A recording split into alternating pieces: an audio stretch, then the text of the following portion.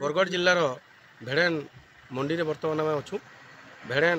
ब्लॉकटा संपूर्ण भाव में जलसेचित कहले किसी अत्युक्ति न है। रबी धान चाष करवार लगी चाषी मैंने फिर पल्हा पकालेन लेबर नहीं मिलवा एंता गोटे समय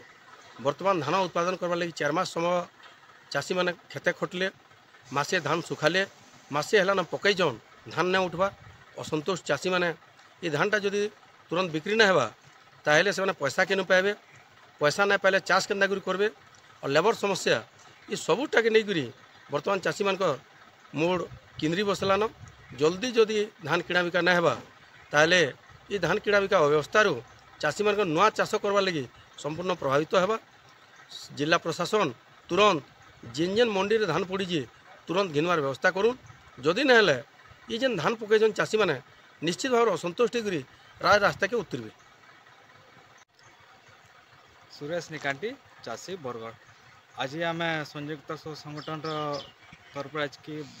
अताबर आरएमसी अंडर थी बेड़ेन सहरा टिकरा वेडेगा मंडी आज परिदर्शन करूँ। हजार अवस्था धान माने मार्केट में पड़ी रही और चाषी मान को जगह भी नहीं पकाबले धान और आरएमसी वाले चाषी मान को मना कर धान आनबार लगी धानटा मार्केट पे फुल हो गलान बोली और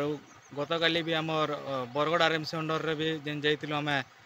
बरा आमर बरपाली ब्लॉक कुंबारी